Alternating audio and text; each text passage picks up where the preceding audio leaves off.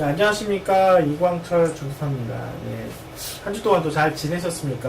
네, 어떤 분들은 이제 저의 설교를 이제 기다리시는 분이 있어서 제가 한편으로 이 준비하는 부분들이 이게 시간이 여러분이 생각하는 것보다 많이 걸려요. 이게 준비하는 이게 말씀을 준비하는 부분도 있겠지만 이걸 편집하는 과정도 있고 이게 제가 이게 녹음할 때는 여러분은 1시간으로 듣겠지만 이제 실제 녹음할 때는 1시간은 아니에요. 이게 더 앞뒤로 제가 이게 멘트 같은 거 할 때 좀 틀린 부분 또 녹음하고 또 녹음하고 어떨 경우는 녹음을 다 했는데 이제 녹음이 이제 잘못돼 갖고 소리가 안 들어가는 경우도 있고 해서 이 생각보다 이제 여러분 듣는 시간은 이제 40분에서 이제 1시간 정도 되겠지만 이제 제가 이렇게 만지는 시간은 생각보다 많이 걸립니다.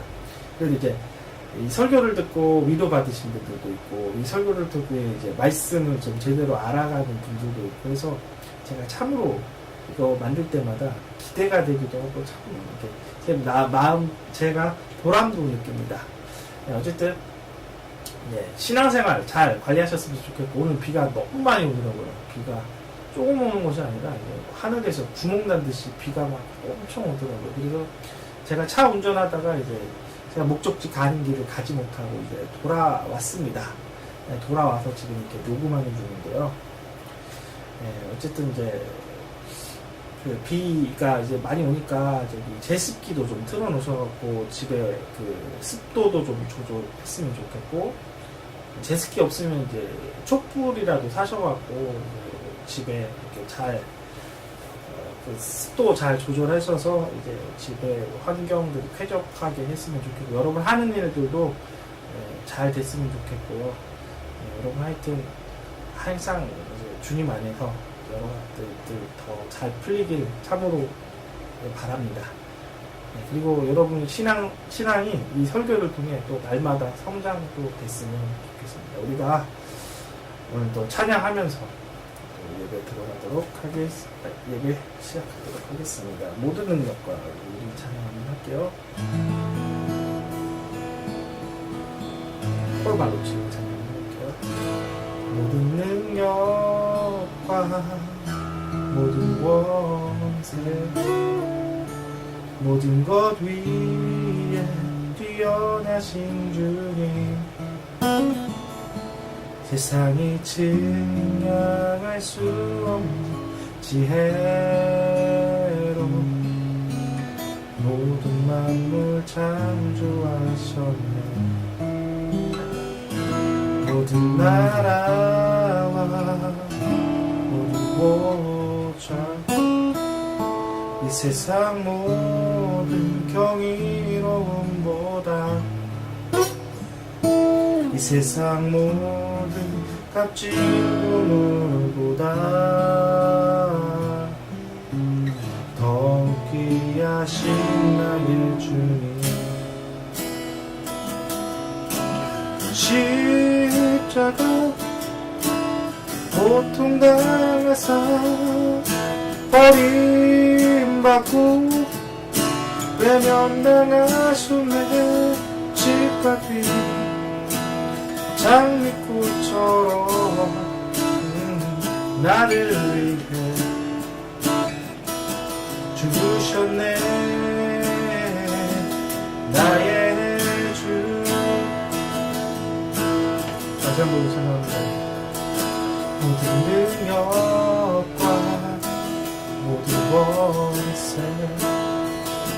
모든 것 위에 뛰어나신 주님 세상이 증량할 수 없는 지혜로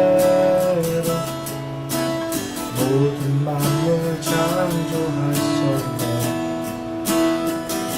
모든 나라와 모든 보좌 이 세상 모든 경이로움보다 이 세상 모든 값진 보물보다 더 귀하신 나의 주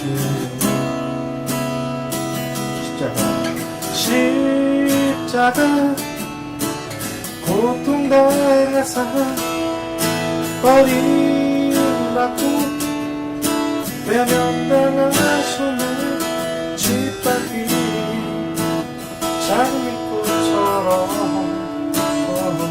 나를 위해 지으셨네 나의 주. 믿음 따라 한번 해볼게요.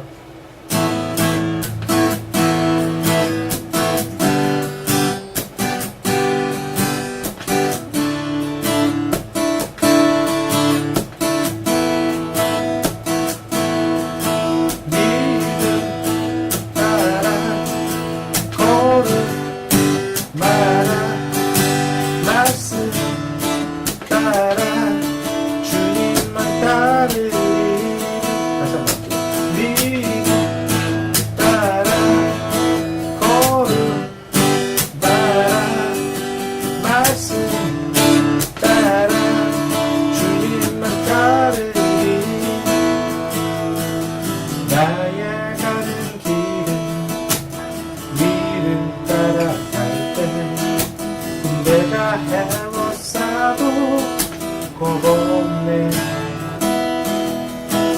내 입술에 기대 믿음의 손톱 주님 날 위하시면 누가 날 대적하리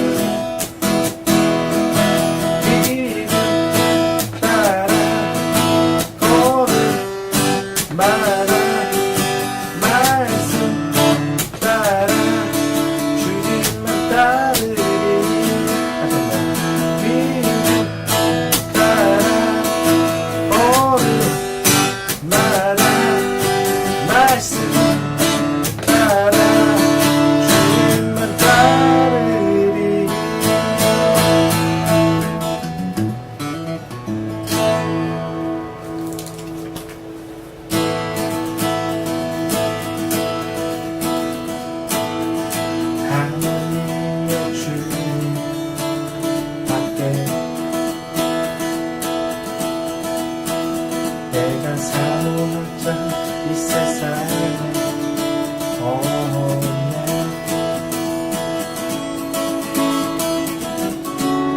내 맘과 힘을 믿을 수 없네 오직 한 가지 그 진리를 믿네 주는 나의 힘이요 주는 나의 힘이요 주는 나의 힘이요 영원히 주를 의지하리 주는 나의 힘이요 주는 나의 힘이요 주는 나의 힘이요 영원히 주를 의지하리 영원히 다시 한번 해볼까요? 나를 위해 주 앞에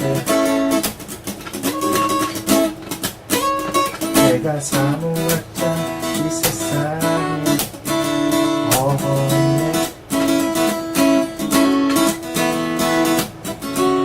내 맘과 힘을 믿을 수 없네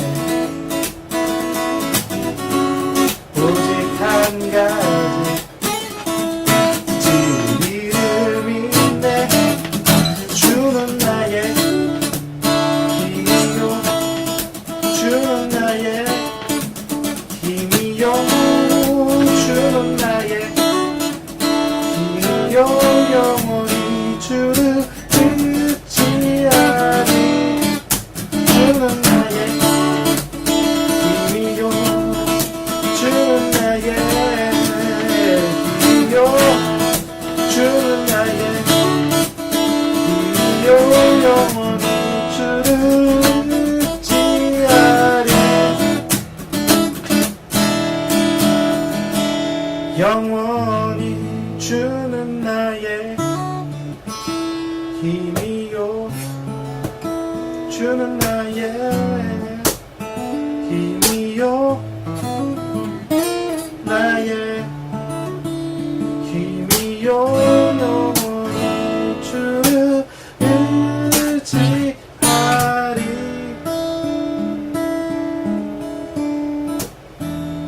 영원히 마지막 부분 찬양하고 바로 말씀 듣겠습니다.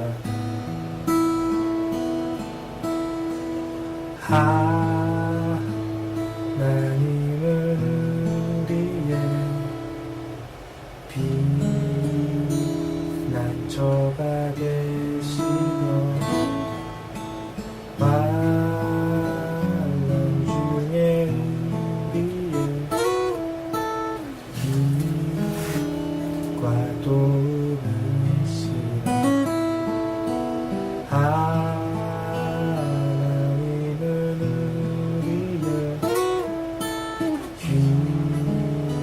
피난처가 되시며 환난 중에 우리의 힘과 도움이시라.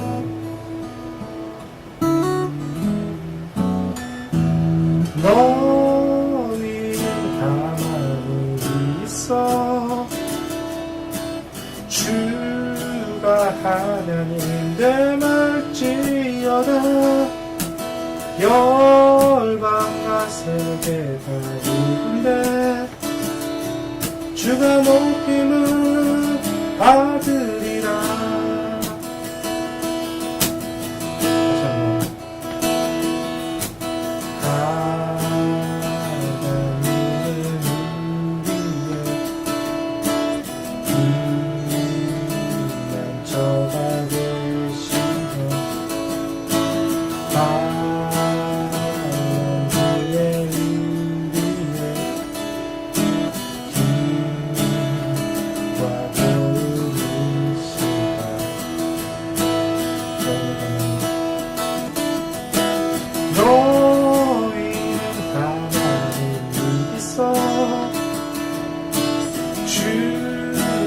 하나님인데 말지어다.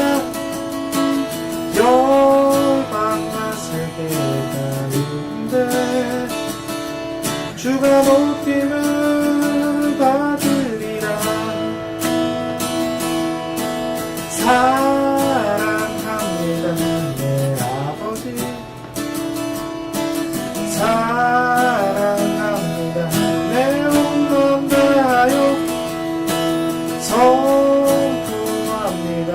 예수 그리스도 주님 오심을 기다리며 주님 오심을 기다리며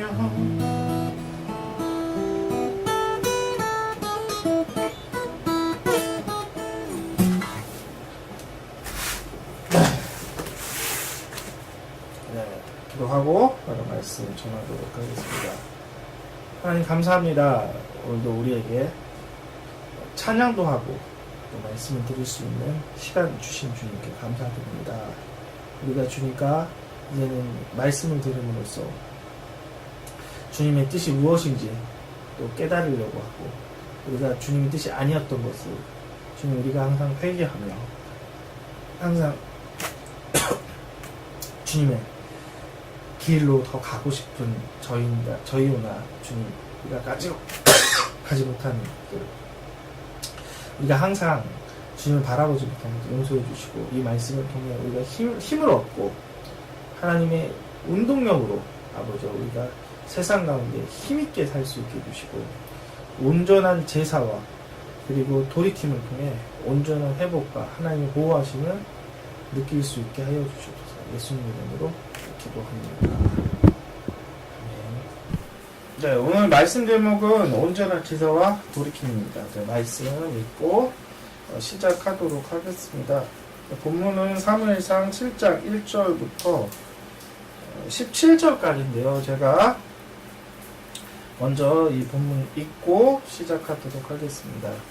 기랏 여아림 사람들이 와서 여호와의 궤를 옮겨 산에 사는 아비나답의 집에 들어놓고 그의 아들 엘리야사를 거룩하게 구별하여 여호와의 궤를 지키게 하였더니 궤가 기랏 여아림에 들어간 날부터 20년 동안 오래 있으리라. 이스라엘 온 족속이 여호와를 사모하니라. 사무엘이 이스라엘 온 족속에게 말하여 이르되 만일 너희가 전심으로 여호와께 돌아오려거든 이방 신들을 아스라도를 너희 중에 제거하고 너희 마음을 여호와께 향하여 그만 섬기라. 그리하면 너희를 블레셋 사람의 손에서 건져내리라. 이에 이스라엘 자손이 바알들과 아스타롯을 제거하고 여호와만 섬깁니다. 사무엘이 이르되 온 이스라엘은 미스바에로 모이라. 내가 너희를 위하여 여호와께 기도하리라 하며 그들이 미스바에 모여 물을 길어 여호와 앞에 붓고 그날 종일 금식하고 거기서 이르되 우리가 여호와께 범죄하였나이다 하니라. 사무엘이 미스바에서 이스라엘 자손을 다스립니다. 이스라엘 자손이 미스바에 모였다 하며 블레셋 사람을 듣고 그들이 방백들이 이스라엘을 치러 온지라. 이스라엘 자손들이 듣고 블레셋 사람들을 두려워하여 이스라엘 자손이 사무엘에게 이르되 당신은 우리를 위하여 우리 하나님 여호와께 쉬지 말고 부르짖어 우리를 블레셋 사람의 손에서 구원하게 하소서 하니 사무엘이 젖먹는 어린 양 하나를 가져다가 온전한 번제를 여호와께 드리고 이스라엘을 위하여 여호와께 부르짖으며 여호와께서 응답하셨더라. 사무엘이 번제를 드릴 때에 블레셋 사람이 이스라엘과 싸우려고 가까이 오매 그들이 여호와께서 블레셋 사람들에게 큰 우레를 갈아여 그들을 어지럽게 하시니 그들이 이스라엘 앞에서 패합니다. 이스라엘 사람들은 미스바에서 나가서 블레셋 사람을 추격하여 뱃갈 아래에서 이르기까지 쳤더라. 사무엘이 돌을 취하여 미스바와 산 사이에 세워 이르되 여호와께서 여기까지 우리를 지키셨다고 그 이름을 에벤이셀이라 하니라. 아멘. 네, 좀 더 밑에가 있는데 좀 더 이렇게 하면은 좀 말씀 있는 부분은 조금 더 지루할 것 같아서 제가 17절까지 읽지 않고 12절까지 제가 읽었습니다. 네, 제목은 아까도 이야기했듯이 온전한 제사와 돌이킴입니다. 온전한 제사는 우리를 하나님의 관계를 회복하고 죄의 결과인 원수의 패배에서 우리를 승리하게 합니다. 그러므로 우리가 죄에서 돌이켜서 하나님을 가까이 해야 합니다. 이 본문은 이스라엘 백성들이 이제 간단하게 설명을 하면 이제 이스라엘 백성들이 이제 블레셋하고 전투를 하다가 이제 패하고 나서 이제 하나님의 언약궤를 되찾는 이제 과정과 그 이후 이스라엘 백성들이 이제 계속해서 블레셋의 그 공격을 받고 계속해서 이렇게 지배를 받으면서부터 이제 하나님을 도로 찾았던 것들. 그 가운데 이스라엘의 지도자인 사무엘을 통해 전 이스라엘이 미스바에 모여서 하나님께 돌아오고 회복하고 그리고 회복과 동시에 블레셋을 이겼다는 것이 이 본문입니다. 간단하게 본문을 이렇게 설명을 하고 이 본문을 설명하기 전에 이 전에 있는 내용들을 이제 좀 자세히 좀 알고 쭉 한번 이렇게 여기 본문까지 어떻게 진행되는가 이렇게 쭉 한번 제가 말씀을 전하면 전에 있었던 것들이 어떻게 되는지 좀 더 상세하게 이해가 될 겁니다. 먼저 그 사무엘 상에는 이제 여러분도 아시다시피 2명의 인물이 나오기 시작을 하죠. 여러분도 아시다시피 한나도 나오기도 하고 엘리 제사장도 나오기도 합니다.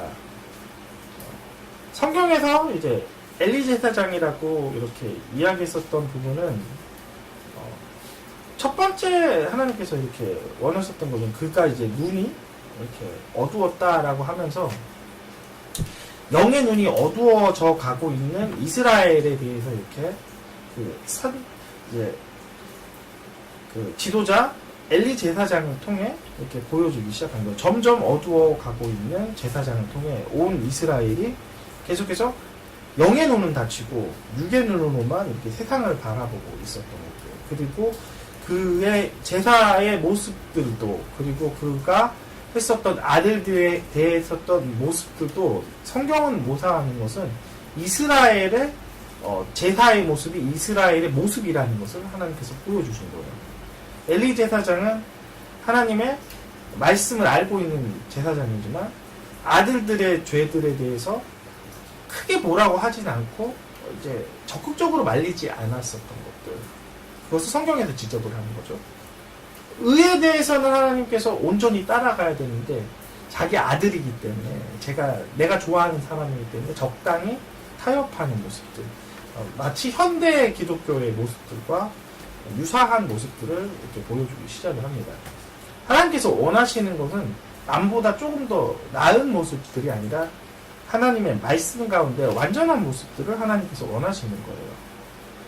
우리의 기준은 세상의 옆 사람의 기준이 아니라 하나님 말씀 가운데 말씀이 기준이 돼서 말씀의 모습으로 사는 것을 하나님 원하십니다. 여러분이 기억해야 될 것은 전보다 좋았다, 옆 사람보다 좋았다, 다른 나라보다 좋았다가 아니다는 거예요.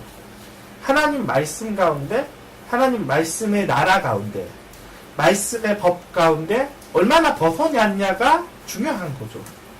그래서 우리가 비교할 것은 하나님의 말씀으로 비교를 해야 된다는 거죠. 그 기준이 흐트러졌던 바로 이스라엘의 모습들을 성경은 기록하고 있는 것입니다. 엘리 제사장의 그러한 모습들, 그리고 그 아들들의 불법들, 그것을 하나님께서 종결시켰다는 의미로 새로운 사사가 나오기 시작합니다. 그게 바로 오늘 설명했었던 선지자 사무엘입니다. 사무엘. 이 사무엘의 출생부터가 독특한 출생을 갖고 있죠. 한나의 서원을 통해 이제 낳았었던 아들입니다. 이것은 무슨 얘기냐? 태아 때부터 구별된 나시린으로서, 즉 나시린, 구별된 자로서 태아 때부터 그냥 성숙한 어른이라든지 어린아이가 아니라 태아 때부터 구별된 하나님의 사람이 온전히 이스라엘을 세워가고 회복하는 것들을 이제 성경은 계속 보여주는 겁니다. 더 어두운 시대이기 때문에 태초부터의 하나님의 훈련이 필요하고 태초부터의 그 하나님의 서원 기도가 필요했다는 거죠. 그것이 바로 이 어두운 세계를 하나님께서 이기기 위한 하나님의 훈련 방법이라는 거예요. 한나는 되게 어려웠어요. 엄청 어려운 시기를 겪었습니다. 그러나 한나의 어려움은 개인적인 어려움이 아니라, 애를 못 낳는 개인적인 어려움이 아니라 바로 온 이스라엘을 회복하기 위해 썼던 그의 서원의 기도를 하기 위한 몸부림이었다는 거죠. 그래서 이제 사무엘의 시대가 이제 시작이 되기 시작합니다. 엘리 제사장과 그의 아들들은 전쟁을 하러 죽기 시작을 하죠. 네, 거기서부터 좀 자세히 한번 이야기하고 시작하겠습니다. 이스라엘은 원래 밑에는 남방에는 애굽이라는 강대국이 있었고 요단강 동편에는 바로 모압이라든지 조금 더 멀리 가면 이렇게 아수르, 바벨론 이런 제국도 있었고 왼쪽 바닷가에 가면 특별한 민족이 삽니다. 오늘 바로 이 본문에 나오는 민족은 바로 블레셋 민족입니다. 블레셋 민족은 어떤 민족이냐? 그리스 계열의 이제 사람들이, 그리스라는 나라는 어떤 나라냐?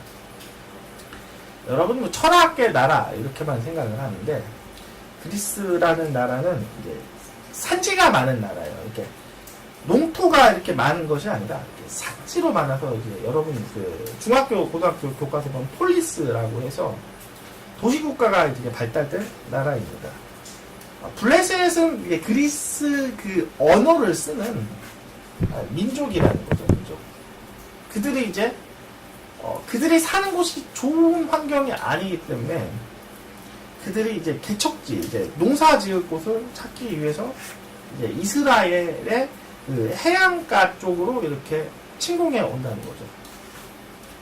고대사를 다 연구를 한다든지 역사를 연구한다는 거는 오랑캐라고 막 우리가 흔히 이야기하는 거는 그들이 이제 뭐 이렇게 털옷을 입고 뭐 바이킹처럼 막 이렇게 수염이 덕죽하게 나고 하는 그런 야만족만을 문화를 하는 것이 아니라 당시에는 그 이제 도덕법들이 그게 크게 발달이 되지 않았어요.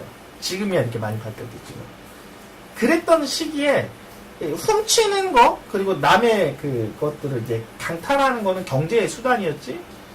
이것이 그 당시는 이제 뭐 도덕적으로 이렇게 했었던 건 아니에요. 지금 이제 민주화 사회가 되고 하나의 그 시스템으로 법률로서 그런 것들이 이제 정착이 되기 전까지는 그런 것들이 그냥 하나의 경제적인 약탈, 그러니까 경제적인 살 수 있는 방법이라는 거죠. 그래서 뭐 중국에서도 마찬가지예요. 어느 나라나 중국에서도 맡아보면 뭐 만리장성을 위해 쌓았죠. 이게 진시 황제가 만리장성을 쌓아서 그 흉노족을 막는다고 하잖아요. 그리고 이제 흉노족을 막는다. 이것이 무엇이냐? 바로 아까 이제 약탈하는 그 강한 민족들을 이제 막기 위해서 이렇게 막는 것처럼 흉노족이라는 것은 이제 여러분도 아시다시피 저기 그 한반도 위쪽에 있기 때문에 그쪽에는 이제 러시아 땅하고 가까워서 이 땅이 이제 좋지가 않아요. 농사 짓기에 좋지 않기 때문에 그들이 살 수 있는 방법은 이제 풍년 때가 되면 이제 남의 그 식량들을 약탈하는 게 그들의 유일한 사는 방법이기 때문에 그래서 이렇게 굳어지는 그들의 사는 하나의 방식이었던 거예요. 그 당시에는 뭐 지금처럼 아까도 말했듯이 국제법도 없었고 뭐 이렇게 식량도 풍부하지도 않았었고 했었던 그러한 이유 때문에 해양민족인 이 민족들이 이제 그 이스라엘 해안 쪽으로 이렇게 자리를 잡기 시작을 합니다.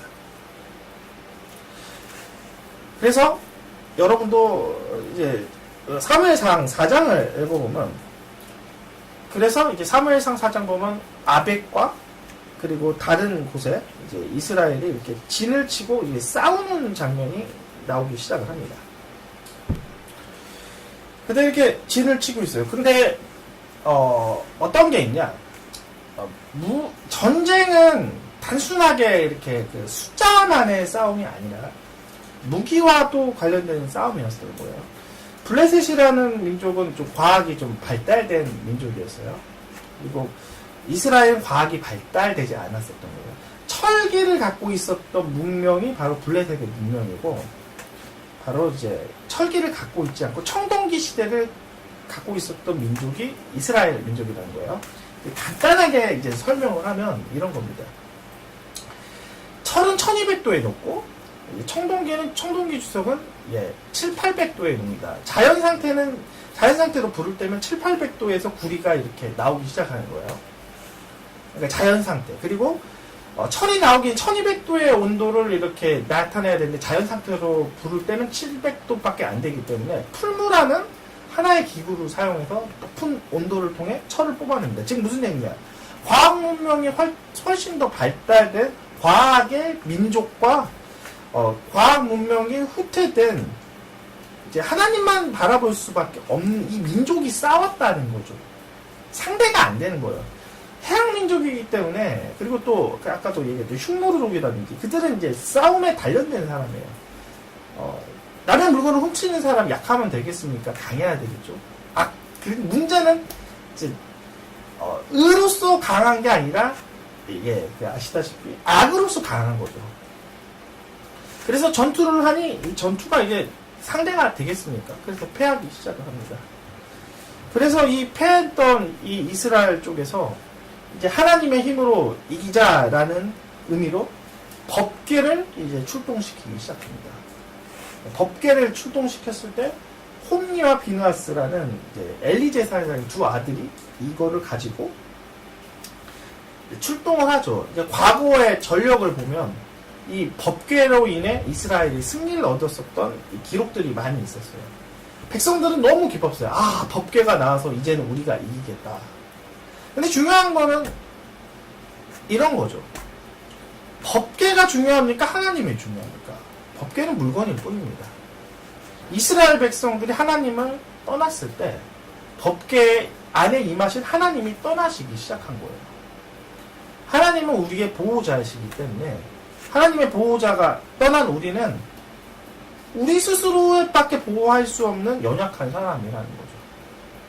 법계가 승리하는 게 아니에요. 여러분 착각하시는 게. 교회가 승리하는 게 아니라 교회 안에 계신 하나님으로 인해 승리하는 것입니다. 많은 사람들이 교회를 간다면 무조건 승리한다고 생각하지만 교회 안에 하나님이 계셔야 승리를 하는 거고 내가 예수 믿었지만 내가 예수 믿는 것과 동시에 내 안에 예수님이 주로서 완전히 내 안에 계셔야지만 승리가 된다는 거죠. 하나님 계시지 않는 법궤는 그냥 잘 만든 상자일 뿐입니다. 그래서 이스라엘은 패배하기 시작을 했어요. 너무 당연한 거예요. 보호하실 하나님의 신이 없기 때문에 패한 거예요. 십자가 목걸이 여러분 단다고 해서 십자가가 여러분을 보호하는 것이 아니에요. 십자가 그곳 가운데 하나님의 능력이 임했을 때 여러분이 보호가 되는 것입니다. 본질을 아십시오. 본질을 아셔야지 여러분이 승리할 수 있는 거예요. 본질은 그곳 가운데 이곳 가운데 하나님이 계신다는 거죠. 그리고 이제 사무엘상 5장을 가면 이 법궤가 이 다곤 신상의 전리품으로 이렇게 전락이 됩니다. 전리품은 혹시라도 모르실 수 있으니까 단어를 그 전쟁할 때 이제 그 얻는 이렇게 그 이제 물건들이죠. 하나님의 법궤가 하나님이 계셨었던 이 법궤가 이제 전리품으로 전락하기 시작합니다. 아무도 이스라엘에 하나님을 찾았던 사람도 없었지만 그리고 하나님께서 이것을 찾기를 또 원하셨지만 그러지 못하셨어요. 그러나 이 법궤가 다음 날에 이 다곤 신상에 바뀌었던 이 법궤가 하나님의 능력을 발휘하기 시작합니다.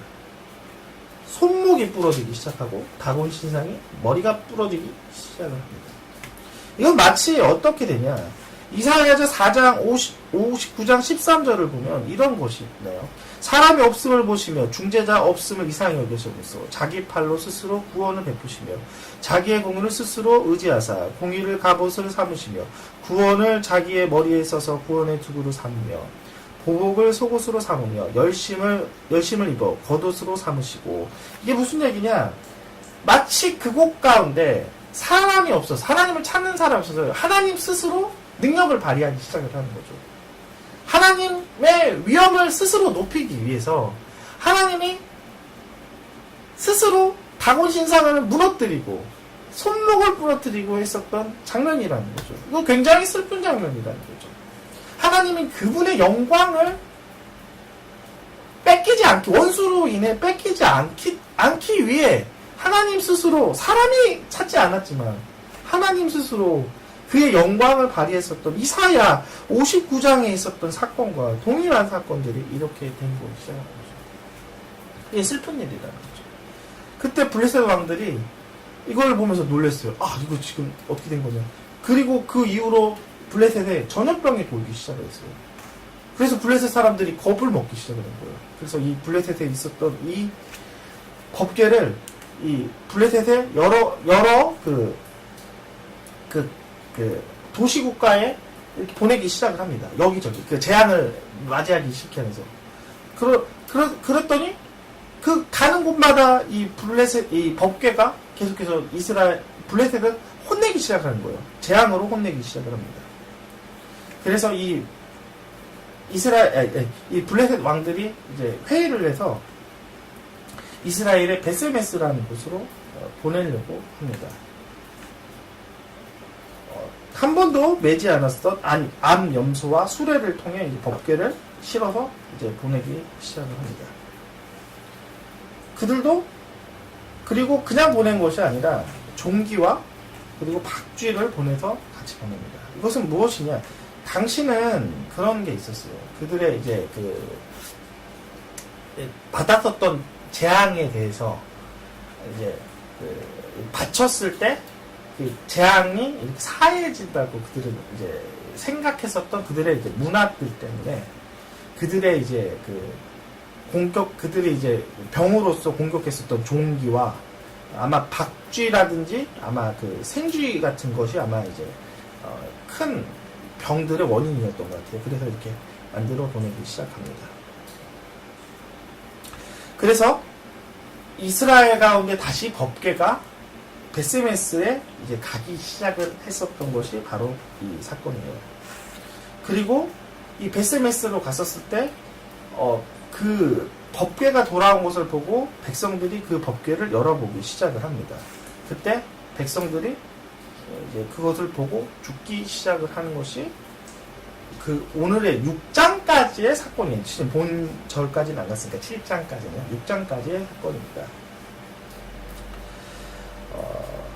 그래서 이스라엘 백성들이 이제 법궤가 돌아오고, 그리고 하나님께서 이스라엘 백성을 위해 이렇게 하셨다는 것들에 대해서 그들이 감사하고 이제는 하나님을 찾는 장면들이 바로 오늘의 7장의 장면입니다. 그래서 이스라엘 백성들에게 회개하는 장면, 그리고 회개하고 모여서 하나님을 돌이키는 장면들이 바로 7장 사무엘을 통해 이르기 시작합니다. 많은 이스라엘 백성들을 미스바에 모이기 시작하는 거예요. 다른 것 때문에 그런 게 아니에요. 촛불 집회하려고 모이는 거 아니에요. 정치적인 위한 것이 아니라 하나님을 회복하기 위해서 그들이 모이기 시작을 하는 것이 바로 미스바의 장면입니다. 우리가 많이 어려워요. 경제적으로 어려워요. 그리고 여러분이 아플 수도 있어요. 근본의 원인은 하나님을 떠났기 때문입니다. 그것은 여러분 제가 답해 줄 수 없어요. 개인적으로 어떤 부분이 하나님을 떠난 부분인지 저는 잘 모릅니다. 그러나 그의 근본은 하나님을 떠났기 때문에 이러기 시작한 거예요. 그들은 실컷 고생을 했었어요. 블레셋의 압제로 고생을 했었고, 패배로 고생했었고, 고생을 하면서 하나님의 보호함이 얼마나 귀한 것인지 깨달으면서 이스라엘 백성들이 후회하면서 그들이 미스바에 모이기 시작을 한 거예요. 때로한 어려움들은 하나님을 찾게 하는 선물일 수 있다는 거죠. 그러므로 그 어려움들이 있더라도 우리가 하나님께 모일 수 있는 기회라고 하면 감사하십시오. 감사의 제사를 드렸을 때 또 새로운 하나님께서 응답이 이루어지기 시작합니다. 그래서 사무엘을 통해 미스바에 이제 백성들이 다 모이기 시작합니다. 그래서 오늘 본격적인 말씀 사무엘상 7장 3절 읽고 7장 3절부터 4절 읽고 시작하도록 합니다. 죄송합니다. 여태까지는 예고편이었고 이제 본격적으로 시작합니다. 사무엘상 7장 3절 사무엘이 이스라엘 온 족속에게 말하여 이르되 만일 너희가 진심으로 여호와께 돌아오려거든 이방 신들과 아스타롯을 너희 중에 제거하고 너희 마음을 여호와께 향하여 그만을 섬기라. 그리하면 너희를 블레셋 손에 건져내리라. 이에 이스라엘 자손이 바알과 아스라롯을 제거하고 여호와만을 섬기리라. 하나님께 회복하기 위해서는 먼저 성경의 이 방법처럼 바로 우상을 버려야 됩니다. 그리고 하나님만 섬겨야 됩니다. 우상을 섬겨야 됩니다. 네, 당시 문화에 대해서 이야기합니다. 당시는 대부분 많은 신들을 섬겼어요. 헬라 문화에 보면 신들이 굉장히 많습니다. 왜 신을 많이 섬겼냐? 신들의 존재는 그들은 틀렸어요.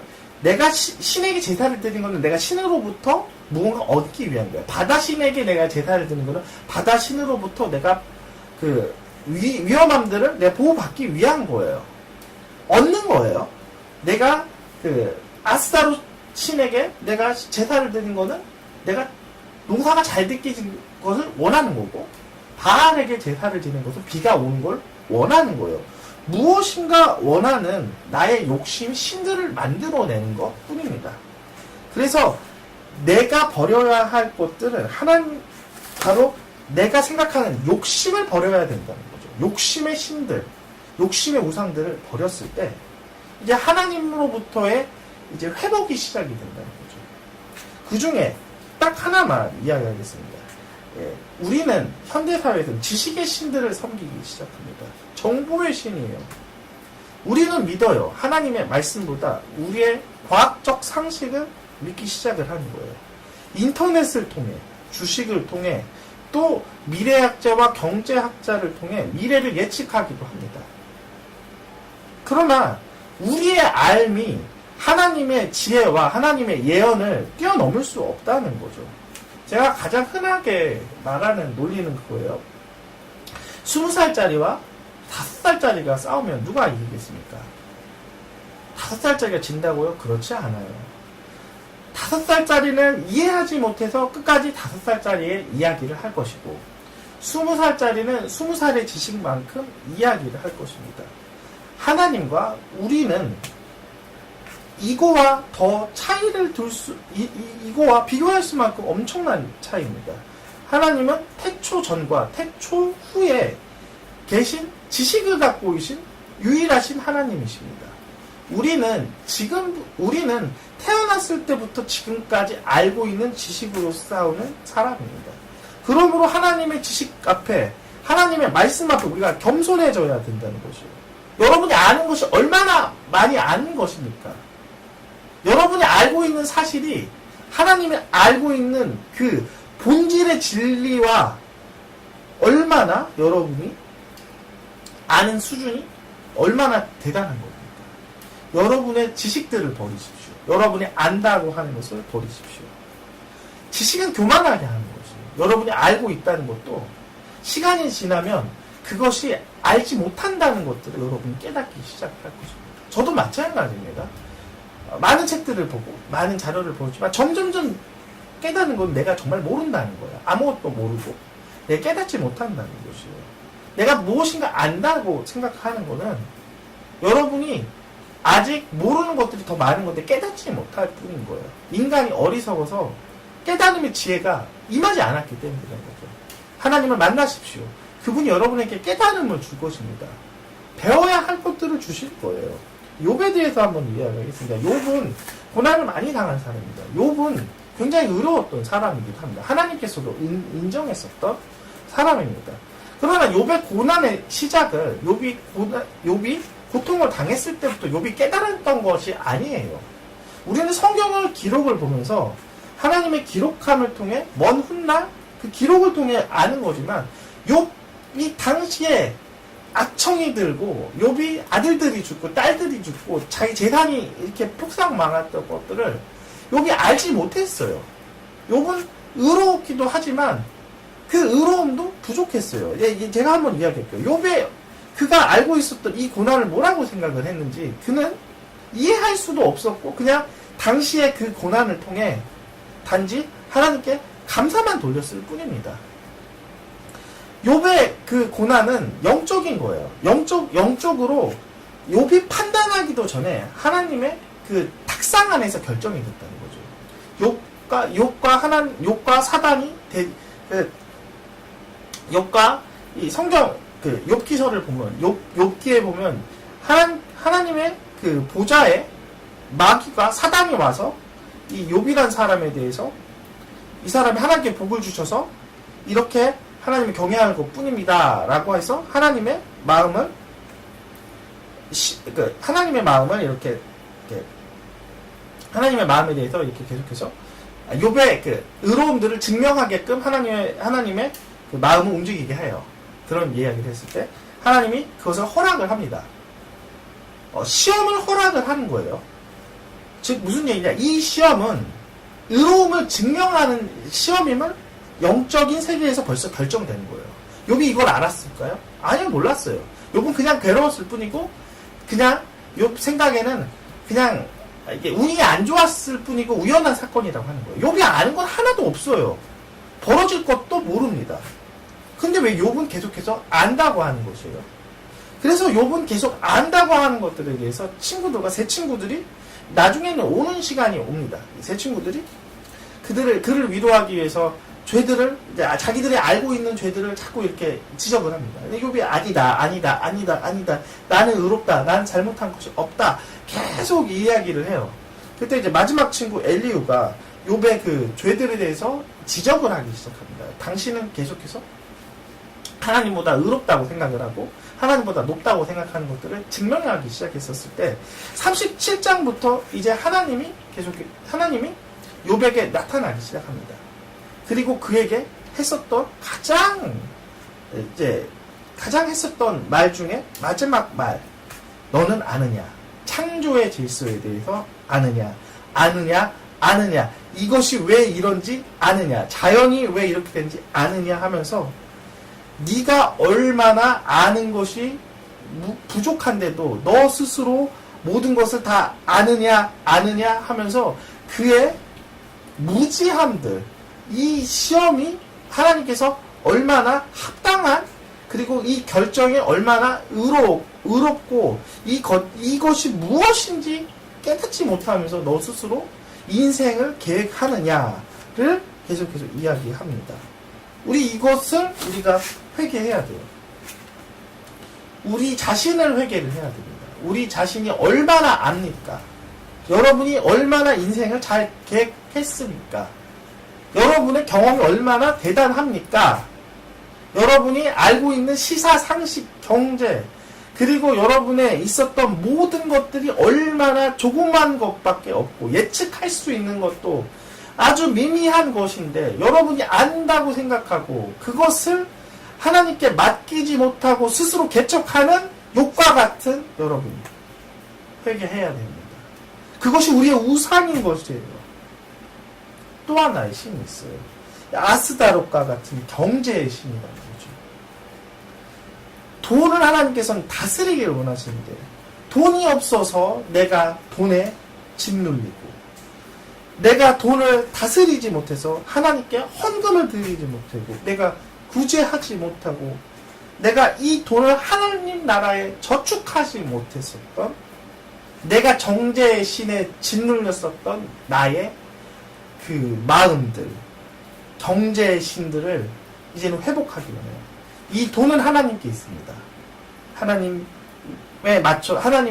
음성에 맞춰서 이 돈을 쓰는 것들, 돈을 베푸는 것들, 특별히 하나님께서 원하시는 것은 자비하는 것들을, 구제할 것들을 하나님께서 가장 원하세요.